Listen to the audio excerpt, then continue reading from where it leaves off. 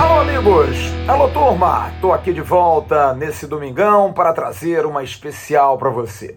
Prometi logo de manhã, hoje no Boletim AV, para trazer uma matéria diferente. Uma matéria que fale sobre você. É isso mesmo. Sobre você, torcedor do Vasco. Olha, tem uma dúvida que paira no ar, não para mim, mas para muitos.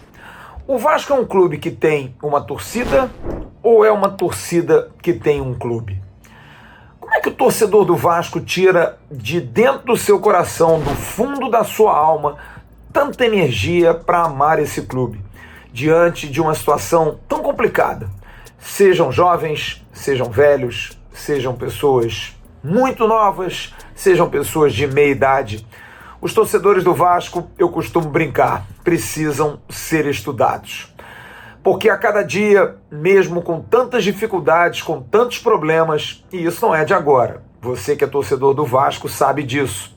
O Vasco teve um grande time no final dos anos 90, início dos anos 2000. Ganhou um Campeonato Carioca em 2003, com um time muito modesto. Depois foi ganhar a Copa do Brasil, com o último grande time que o Vasco teve em 2011. Depois, rebaixamentos e rebaixamentos. 2 títulos cariocas seguidos, é verdade, mas nada assim que entusiasmasse o torcedor. Tanto é que uma dessas vezes que o Vasco foi campeão carioca, acabou caindo no mesmo ano.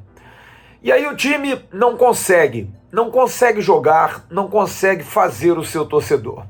Vem a pandemia e esse torcedor, que pelo menos ainda tinha a condição de no campo poder gritar, poder empurrar, mesmo que jogadores tecnicamente muito ruins, se viu privado disso.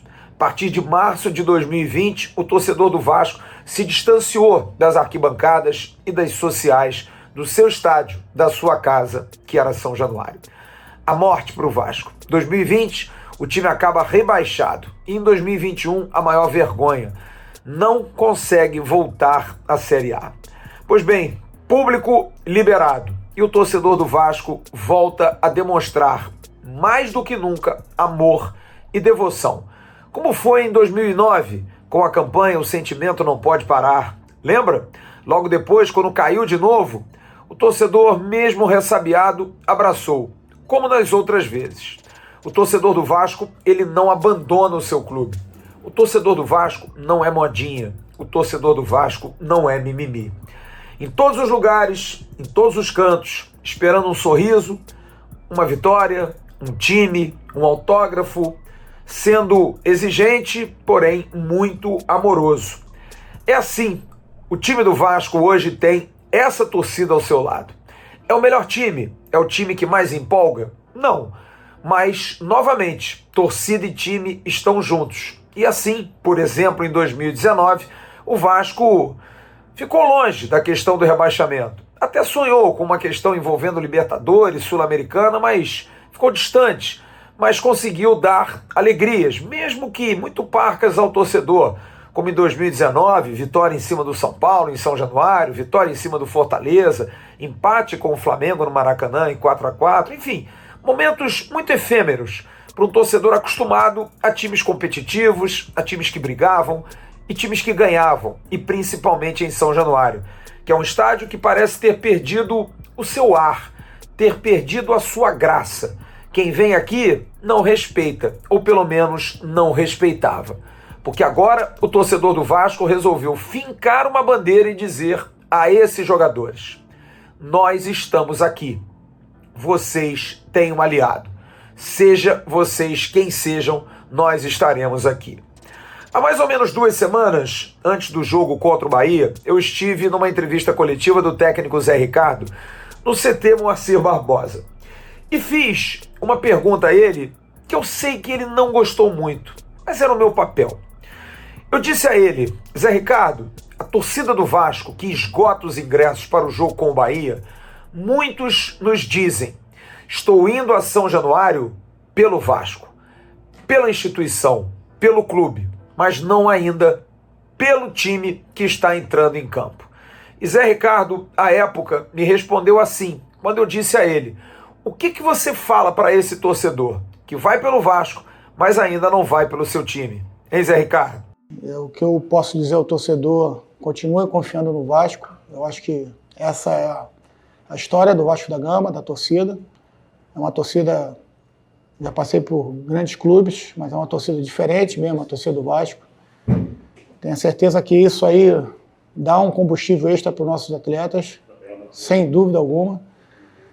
Tomara que a gente possa fazer por merecer um dia, segundo você, né, Flávio, que o torcedor vá também pela nossa equipe, né? A gente está fazendo de tudo. Deixei bem claro, o clube deixou bem claro que é um grupo de operários, é um grupo de trabalhadores que se doam ao máximo, e o nosso clima aqui no dia a dia me dá a certeza que esse grupo merece muito respeito por isso.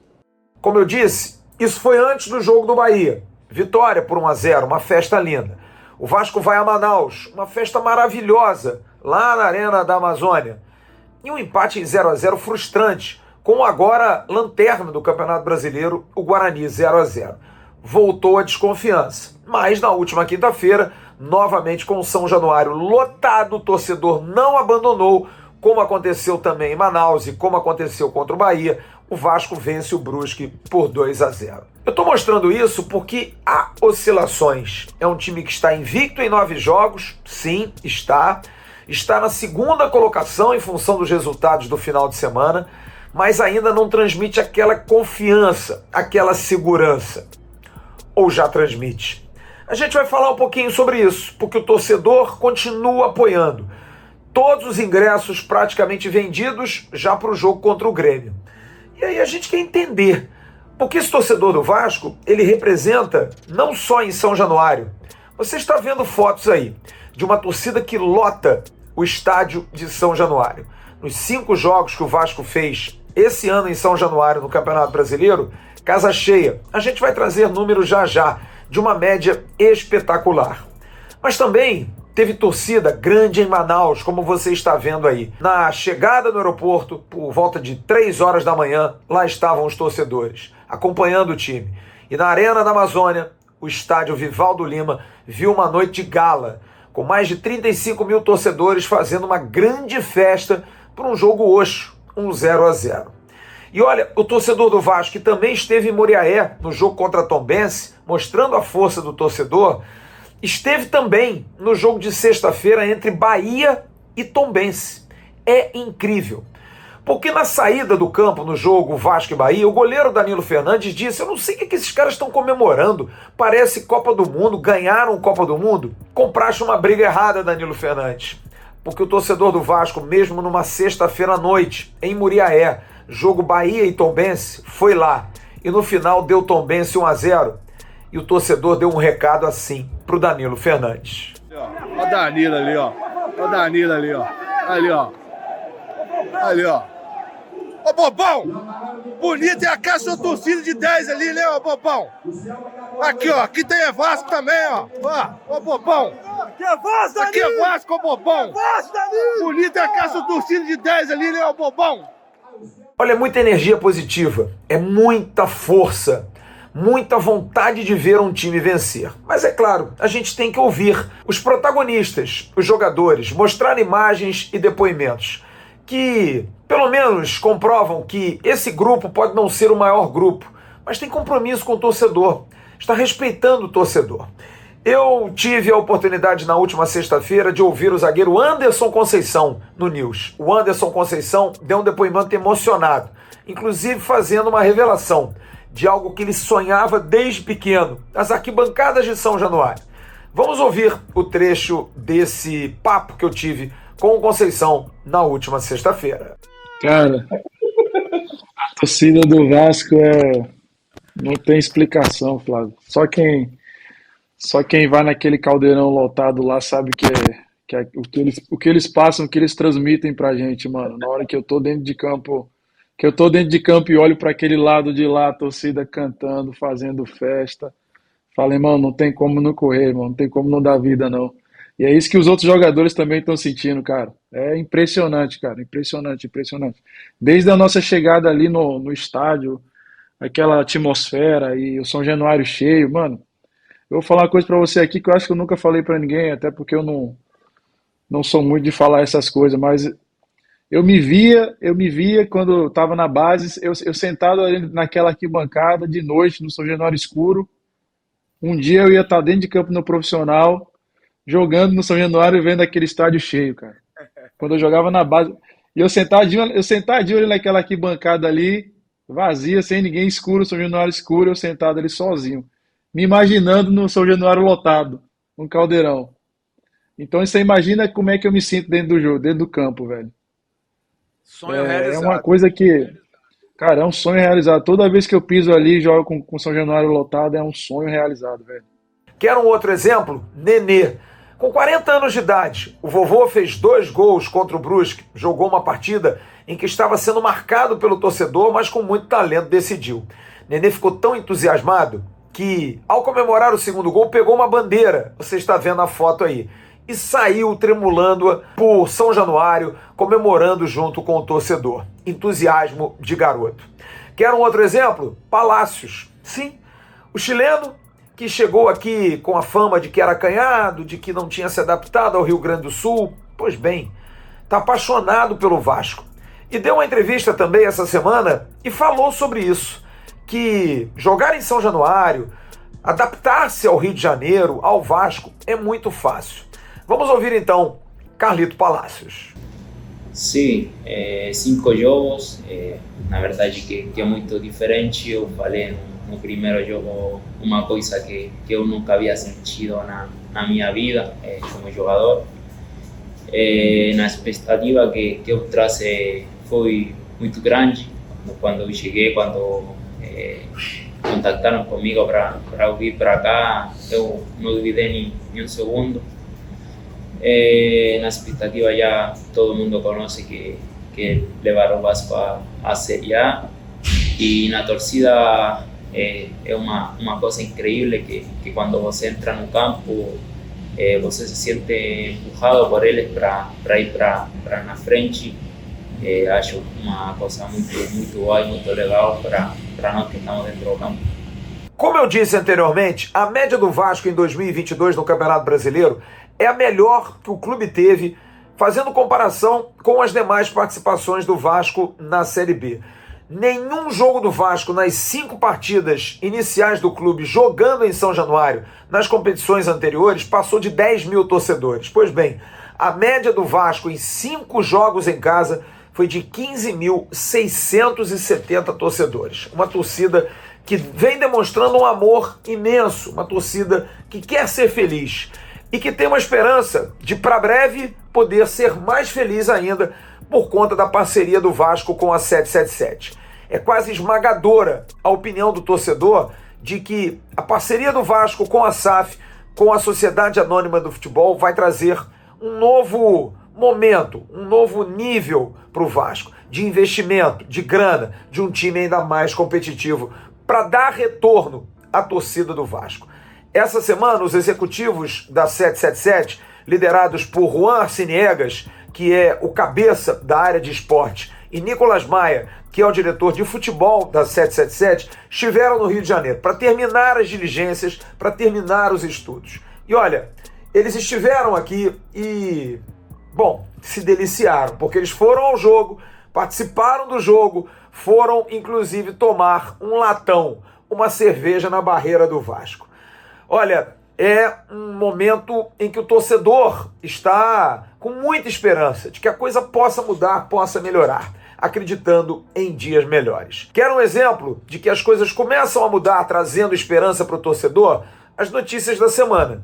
Começou com a notícia dada pelo GE em relação ao possível interesse de Rodrigo Caetano, confirmado por Joel Silva, do Jogada 10. Haveria um contato preliminar dos executivos, de um representante da 777 com o Rodrigo Caetano, o diretor executivo do Clube Atlético Mineiro, atual campeão brasileiro, e a coisa ganhou um vulto. Nós trouxemos a informação, confirmamos o contato, mas não houve convite ainda. E o Rodrigo Caetano, motivado por isso, teve que dar uma entrevista e foi até o Portal Uai do Super Esportes, caderno importante de esportes de Minas Gerais, e ele falou que realmente não teve convite, mas ficou lisonjeado. Está muito feliz com pelo menos o interesse, sabendo que aqui no Vasco ele é muito querido. Eu não tive nenhum convite, não, por óbvio que eu não abriria esse tipo de conversa, sob contrato ainda com o Galo. Se fosse qualquer coisa que fizesse parte até do meu planejamento de carreira, uma mudança, tanto o presidente como, né, o órgão colegiado formado pelos 4Es saberia. Se eu fosse ter uma conversa com outro clube ou com outro projeto. Tenho contrato até o final do ano, pretendo cumprir e talvez no momento certo aí a gente converse. É muito mais importante eu conversar dos atletas que têm contrato até o final desse ano, ou que têm contrato findando, né? Renovamos aí com o Mariano, com o Hever, e agora estamos conversando para resolver a situação do Igor. O diretor de futebol é só uma peça nessa engrenagem. Por outro lado, é óbvio que eu me sinto honrado pelo nome estar sendo veiculado no Vasco. É um clube que a nível nacional me deu a grande oportunidade da minha carreira, quando eu saí do Grêmio lá pro Vasco.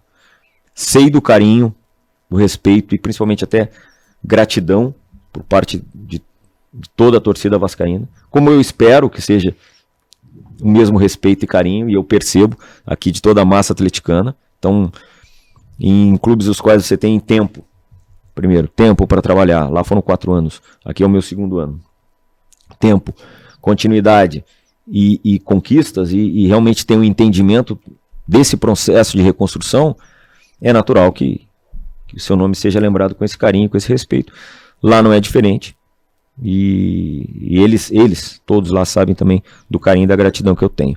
Um outro exemplo, o Vasco já mapeia jogadores na América do Sul para o meio do ano, já faz esse mapeamento. Vitor Bastos, que é o chefe scout, passou alguns dias no Uruguai e na Argentina observando jogadores, contatos, e eu trouxe essa informação na live da última segunda-feira nos estúdios Roberto Dinamite, e você curte esse trecho falando sobre essa questão de mapeamento de jogadores que o Vasco já vem fazendo, pensando no fechamento da SAF com grana para a partir de 18 de julho poder contratar. O Vasco tem uma pessoa ligada à área de scout, que é o Vitor Bastos, que é o Vitão, que é o cara que é o amigo inseparável do Sebastian Arens. São amigos e tiveram contato já no Brasil. O Sebastian já trabalhou no Red Bull, no Bragantino, né? O Vitor passou uma semana, eu descobri isso hoje, Argentina e Uruguai. Viu muito jogador, mas não viu só jogador não, tá, gente? Viu jogador, fez visitas a clubes, contatos com empresários, teve encontros lá com pessoas de clube, porque já tinha uma agenda feita para o Vitor, para ele visitar e ver muitos jogos. O que acontece? Saiu o nome de um jogador chamado Santiago Leandro Godoy. Esse jogador, sim, estava dentre esses muitos que o Vasco foi analisar, vários. E muita gente dizendo, não, esse jogador é assim. Esse jogador, gente, ele só foi o maior goleador dos últimos 6 anos de todas as categorias de base da seleção da Argentina, da AFA. Ele, com 18 anos, ele ganhou um prêmio como o melhor jogador sub-18 da Argentina. Ganhou um prêmio. É só ver o Instagram dele. Ele é um jogador que tem 21 anos de idade. Ele foi contratado. Tem uma entrevista dele, é só ver no YouTube. Tem uma entrevista novinho, com 18 anos, do Leandro Godoy, Santiago Leandro Godoy. Ele deu uma entrevista quando ele tinha saído do Boca, porque ele é base do Boca, ele foi criado no Boca. É um jogador de 1,82 m, 69 quilos. Ele passou 7 anos no Boca na base. E aí, Independiente, River Plate, São Lourenço, Estudiantes e Racing fizeram proposta por ele. Só que ele é nascido em Avejaneda, que é o local de onde o Racing manda seus jogos, além do Independiente. E ele preferiu ir para o Racing. E como ele é muito novo, o que fez o Racing? Emprestou para o Chacarita. E ele está jogando muito bem a 2ª divisão da Argentina. E é um jogador, sim, que o Vasco tem interesse. Só que hoje eu tive essa informação. Não há nenhuma negociação em trâmite. Só monitoramento. O que vai acontecer? O Vitor vai chegar para os caras da 777 e vai dizer assim: Jéssica Dias, boa, sabe jogar, pode contratar. Emerson Rocha, é bom, mas é muito novo, não se movimenta bem. Gostei dessa, Thiago. Pablo Ramadas, fraco, joga nada, isso aqui não vai dar certo no Brasil. Esse aqui, aposta, pode trazer porque é novo. Por quê? Porque o maior mapeamento que o Vasco tem nesse momento é do Carlito Palácio. Porque eu acho que é uma coisa que precisa ser falada aqui. O Palácio era um jogador que ninguém acreditava. Ninguém. A gente sabe disso. Quantas pessoas nos falaram, ih, que furada, hein? Palácios, isso aí não sabe nada, isso aí é um índio, isso aí não anda, não fala, não come, come com a mão e não gosta, é pereba, é preguiçoso. Alguém tem dúvida hoje que o Palácio Informa é um bom jogador? Não é um bom investimento para 10 milhões de reais? O que é 10 milhões de reais no mercado hoje do mundo para contratação? É oxo, é zero. Jogador de seleção. Jogador de seleção, jogou 8 vezes em seleção, foi para a Copa América do Chile.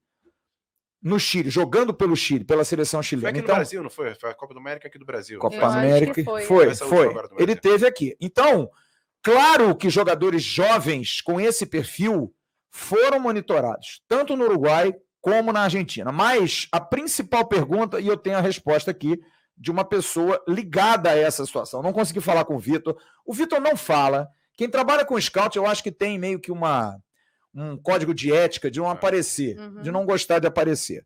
Faz bem também. O que acontece?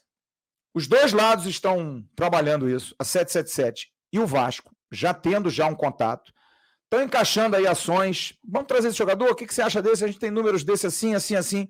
As trocas têm sido ótimas, mas a grande pergunta é, mas vem cá, se pintar um jogador de 30 anos, 31 anos, 32 anos, bom de bola. E a resposta que eu tive é a seguinte, há um perfil desejado, como sempre existiu, mas toda regra tem exceção.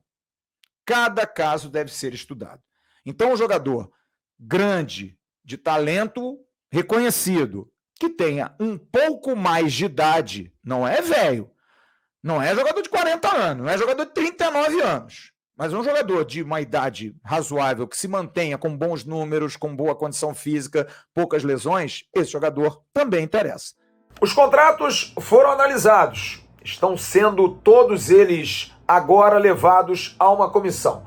Análise de royalties, participação de ativos, participação acionária, valores a investir, aluguel de São Januário, investimento, cláusulas de competitividade. A comissão foi criada essa semana, que agora pega todos esses contratos. A proposta mantida, 700 milhões de investimento em até 3 anos, mas mantida com cláusula de competitividade. Se necessitar investir mais, será feito. Dívidas pagas até 700 milhões, equacionadas, e uma possibilidade de discussão em cima de São Januário, 300 milhões, uma obra para um estádio de 44 mil lugares. Isso tudo devidamente colocado, sendo que investimento e pagamento de dívida na proposta. São Januário não. São Januário permanece com o Vasco da Gama. Mas agora, esses contratos, esses muitos contratos que foram fechados com a assessoria de 4 escritórios, um de Miami e um no Brasil assessorando a 777 e 2 aqui do Rio de Janeiro assessorando também a 777 e o Vasco da Gama, através da KPMG, que é a consultoria que está ajudando também nessa relação Vasco 777. Agora, esses contratos estarão na mão de uma comissão. E o Carlos Fonseca, presidente do Conselho Deliberativo, que nomeou essa comissão com 15 participantes, com 15 membros de Conselho de Beneméritos, Conselho Fiscal e também Conselho Deliberativo, estarão analisando esses contratos. E o Carlos Fonseca, no News, também trouxe essa informação, e é bom que a gente fale. A gente teve muita informação legal, muita entrevista ao vivo, você deve curtir no News. O Carlos Fonseca, o presidente do CD, falou sobre esse assunto. Eu tinha colocado que essa comissão só seria formalizada quando da proposta, porque não faria sentido ter uma comissão para avaliar uma coisa que vai chegar, ou seja, não teria objeto ali naquele momento. A ansiedade era muito grande de todo mundo, mas eu acredito que uma vez me perguntaram lá no início, quando a gente foi olhar para trás, lá no início disso tudo, me perguntaram se o Vasco tinha pressa para aprovar isso. Eu falei, olha, o Vasco tem urgência, não tem pressa, e eu acho que isso está provado aí. Assim, o Vasco está tratando o assunto com a importância que lhe é devida, é devido, é importante, e vai sair a seu tempo. E era um documento que previa uma SAF, a constituição de uma SAF 100% Vasco, com todas as ações do clube. E esse grupo foi formado para trabalhar em cima dos aspectos da lei e dos processos e procedimentos que o Vasco teria que ter para formar uma SAF. Com o andar da negociação que acontecia em paralelo, essas coisas nunca se tangenciaram, né? Uma coisa era o grupo de trabalho estudando o que seria uma SAF, quais seriam as condições ideais para uma SAF no Vasco, e outra coisa era a negociação que estava acontecendo lá pela mesa de negociação. O Osório, o Osório, o Adriano Mendes, o Zeca Bulhões, com o auxílio da KPMG, e depois entrou o BMA para os contratos, na fase de contratos. Então, como é que isso foi formatado, né? O Osório e o Duque foram mais do que na formação do Conselho Deliberativo, que é uma formação de maioria, chapa vencedora, chapa segunda colocada e Conselho de Beneméritos. Eles foram na formação, na gênese do que é o Conselho Deliberativo do clube, que são os beneméritos, a situação dividida em grupos, né? Na verdade tem ali N grupos políticos do clube, e aí foi convidado, e foi definido por cada grupo um representante seu, e o representante lá da oposição, que também foi indicado por eles. Então, aí nasceu o grupo de trabalho. E eu achei, já tinha falado isso há muito tempo, não é novidade, né? Eu gosto disso, assim, as coisas não estão acontecendo de surpresa, as coisas estão sendo comunicadas, bem comunicadas antes. Eu achei por bem, entendi que aquele grupo que tanto trabalhou ali, quando não se tinha nada, né, quando tudo era mato alto, que sejam agora os responsáveis para ver a proposta em si, desse desenho possível. Fazer aqui um jabá, até existem 1000 maneiras de preparar Neston, invente uma, né? Essa é uma maneira de se fazer a SAF. Existem outras tantas, difícil dizer qual é melhor, qual é pior, todas têm seus casualismos, sua identidade própria, melhor por um aspecto, pior por outro. É muito difícil você dizer, este é o modelo certo. A pergunta que se pretende responder este é um modelo bom? Né? Assim, lembrando que o bom é inimigo do ótimo, porque o ótimo, você tem aí 15 milhões de vascaínos, 20 milhões de vascaínos, você provavelmente vai ter 30 milhões de modelos possíveis, porque cada um vai ter 2, o que prefere e o que acha pior. Então, mas é o grupo que acumulou conhecimento debatendo a lei, debatendo os processos, e agora vão ver esse modelo que está sendo proposto, que foi entabulado pela 777 e pela diretoria administrativa, e vão formar opinião para dizer se julgam que é um caminho viável para o Vasco, ou se é um caminho temerário para o Vasco, enfim. E importante também salientar que é um parecer, né? Não é uma decisão, como também foi dito lá atrás, será uma decisão da Assembleia Geral, dos sócios, de todos os sócios que tiverem direito de voto, vão se reunir em Assembleia e vão dizer se sim ou se não, fundamentados aí pelos pareceres. Esse final de semana já aconteceram novas reuniões, você está vendo fotos aí dos papos que aconteceram quinta e sexta-feira, mas a comissão já começou a trabalhar e a ideia é de que pelo menos em 10, 15 dias tudo esteja feito e, como disse o Carlos Fonseca, vai ser apenas referendado, apenas vai se dar o ok ou não para a análise dos sócios. Mas mesmo assim, que seja dado não à proposta, os sócios é que vão decidir. Mas a tendência é que realmente todos esses participantes do Conselho que já tiveram, direto ou indiretamente, contato com a 777 e também contato com os processos que já foram iniciados desde o início da diligência, devem dar aprovação para que, aí sim, no início de julho, aconteça a Assembleia Geral Extraordinária que pode instituir a parceria do Vasco com a 777, os norte-americanos tendo 70%. E aí haveria a condição, no dia 18 de julho, do Vasco da Gama poder investir e formar um grande time. Vou encerrar esse especial com 2 mensagens. Primeiro ao técnico Zé Ricardo. A pergunta que eu te fiz, Zé Ricardo, há 2 semanas atrás, que a gente colocou no início desse especial, pretendo fazê-la na quarta-feira na coletiva. Mas eu vou dizer a você que eu acho que o jogo mudou. Diferente daquilo que eu disse e te perguntei e tinha certeza disso, porque a gente ouve isso dos torcedores, você pode ter certeza de que se naquela época os torcedores iriam a São Januário pelo Vasco e ainda não pelo seu time, hoje eu acho que mudou. Eles começam a ir pelo time, confiando que esse seu time tem caráter, tem postura, pode não ser o melhor dos elencos, o melhor dos times, mas pelo menos está dando a alma, está dando esperança a um torcedor que sofre tanto, mas que merece muitas alegrias. Portanto, Zé Ricardo, o jogo de quinta-feira contra o Grêmio, eu acho que eu vou te fazer uma outra pergunta na quarta. Como é que agora ter mudado esse jogo?